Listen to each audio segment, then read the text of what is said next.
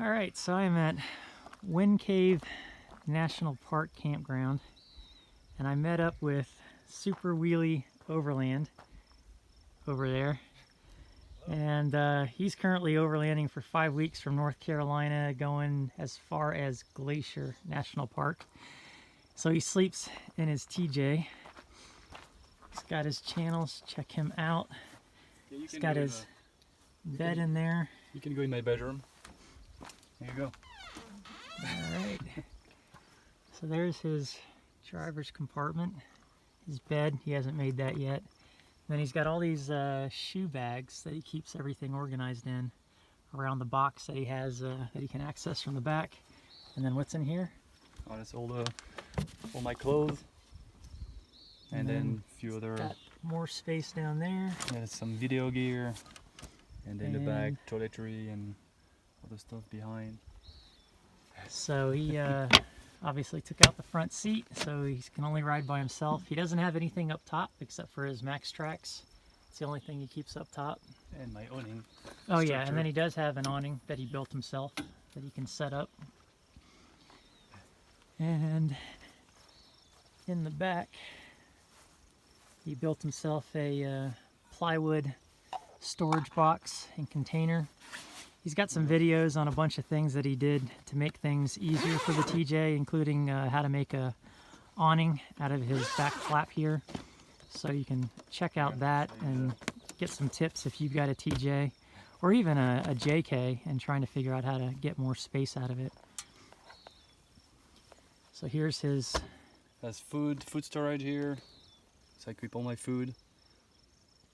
It's deep, it goes all the way to the front. Yeah, so it goes all the way to the back there, and then he keeps everything organized in boxes.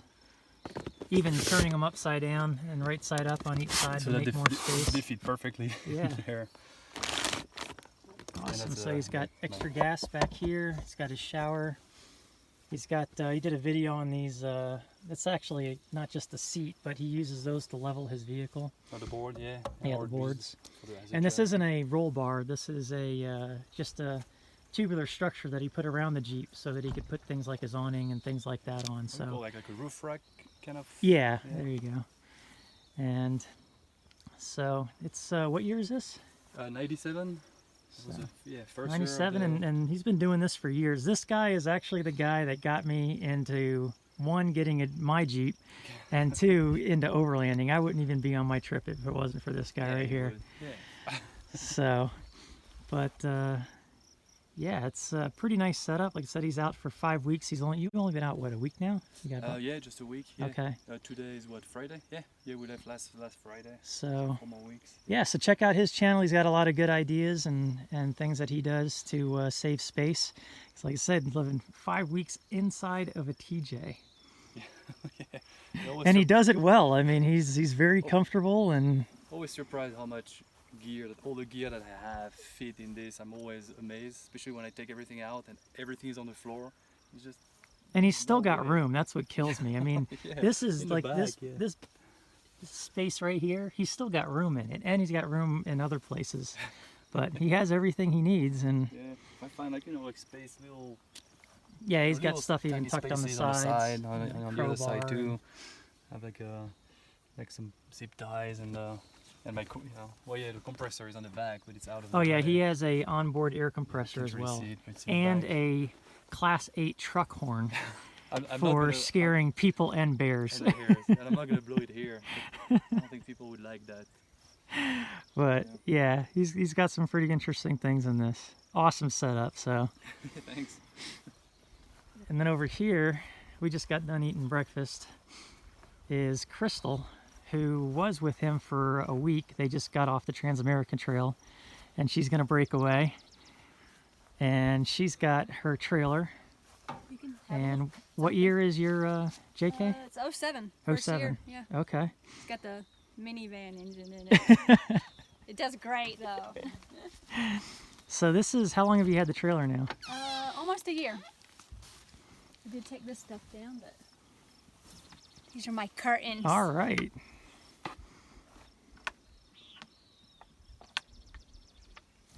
There you go. You got the full mattress inside. lighting, fan. So you can get out both doors, right? Yep. On each side. And then that passes through to the back. Okay, so All when the you way open that up, open. okay. Yeah. Cool. Stay right there, I'll That's show a you. nice huge bed. Okay, Yeah. cool. Paper towels. And then you've got your awning. We won't talk about, oh yeah, let's talk about the Yeah. back. Okay, so in the back here. My stand-up shower tent.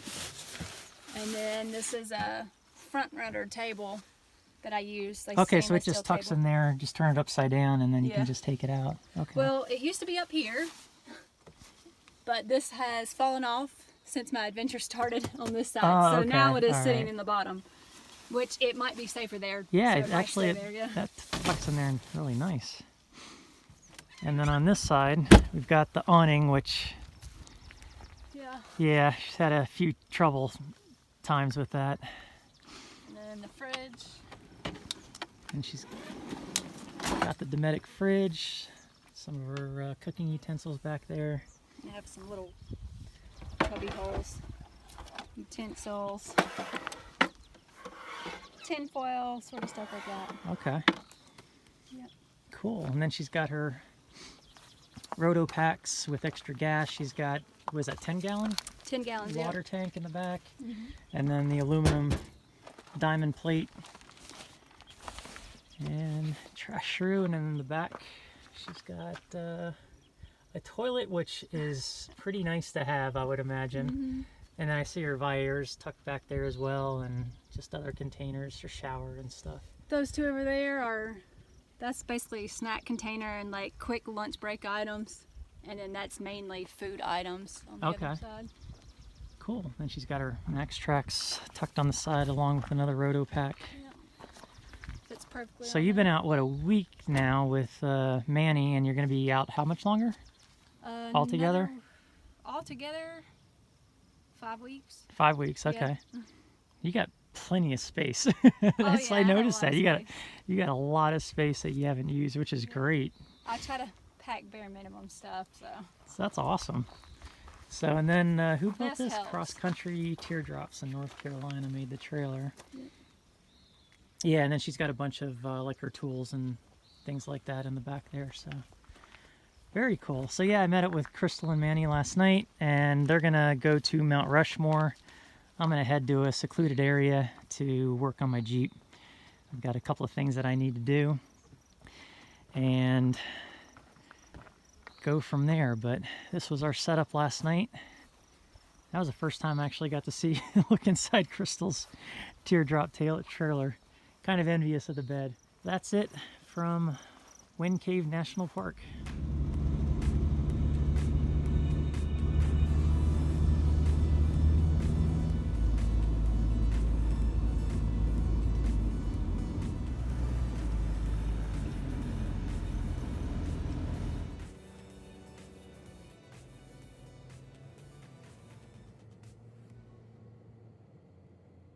All right, so I found this secluded spot that I was able to park out of the way and replace my shocks quick.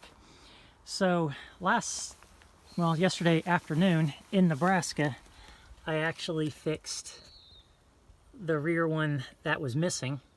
And I drove a long way to pick these up, and I decided to stop and at least put the missing one on. So as I go to install these, basically in another secluded area, I realized that the pins were not actually in the shocks, which I should have checked before I even left the place that I bought them. So that means that either you got to take the bushing out, which I couldn't do because my clamp would only work if I had a socket that would go over this bushing so that I could push the bushing out into the socket and get it out and press from the other side.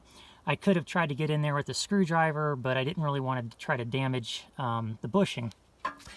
They sent me on the rears these tees that have these sharp edges. So when you try to press that in there with a hammer or anything, you can get it just below the lip, but then it wants to dig into the rubber and you can't get it through the rest of it. I noticed that on the fronts, they've actually got tapered T bolts or whatever these things are. So those should go in no problem. So one thing I didn't bring with me is a file. But then I remembered I've been carrying this thing around on my front door for the longest time, and this luckily had a file in it. So about 10 minutes of work filing down. You only got to do the one side because it just has to poke through, and then after that it moves around. I have to now file this one so that it's tapered like this one so that I can punch them through. And I do lube it up so that it goes through smoother. So luckily I had this file, or I would have been really screwed. I would have had to probably either buy a file or take it to a shop and have them pressed in or something. But just kind of ridiculous. And I know that Rubicon does this so that their boxes can be smaller and so that it's easier for the people to package it. It all comes down to pennies and half a penny when it comes to manufacturing for automotive. I know that for a fact because I worked in that industry. But just kind of sucks because, you know, you expect to be able to put these on easily, and then you find out that it's a lot more work than it's worth. But like I said, I finally did get that one on. I'm about to do this one, but before we even take that one off, I'm going to make sure I can get this T-bolt in, and then I'll take the other one off, and then I'll work on the fronts. And so that's what I'm doing. Kind of out of the way here. I don't think there's going to be anybody driving where I'm at, so I'm going to get to it and hopefully get this wrapped up relatively quickly. Yesterday I had some interesting issues getting that one on. Hopefully I don't have any getting this one on.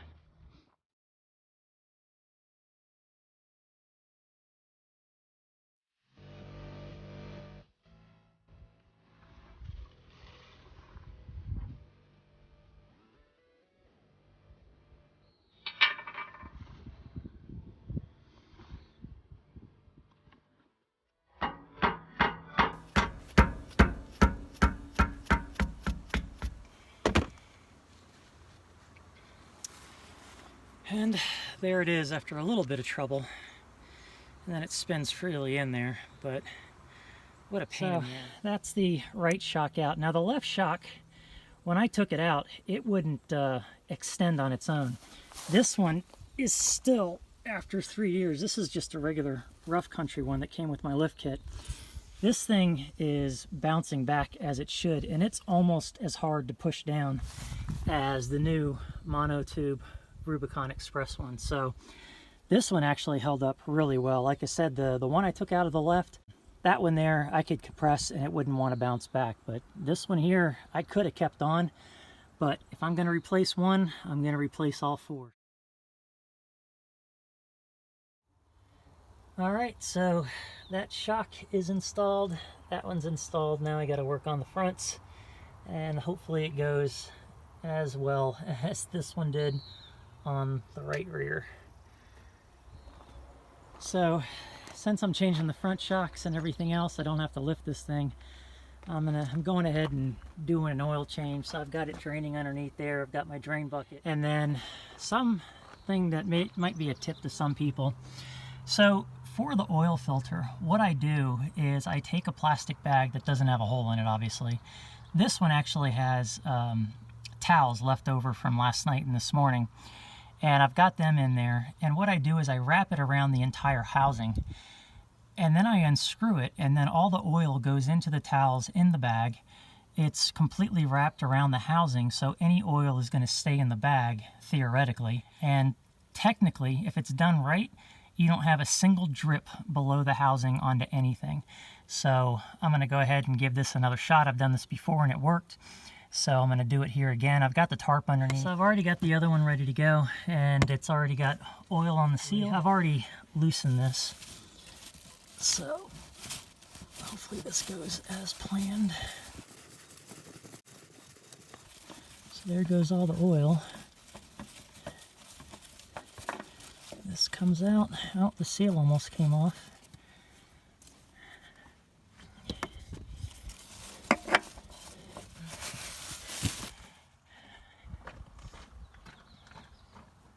All right, it is 4:15 and I just got everything put away.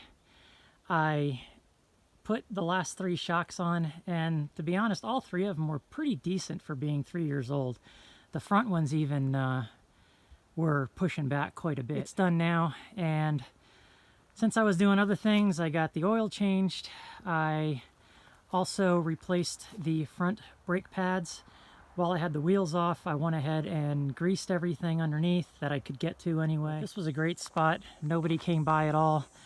Got everything buttoned up, and now I feel a lot better about everything. So I'm gonna head out of here and try to figure out what I'm gonna do for the rest of the night.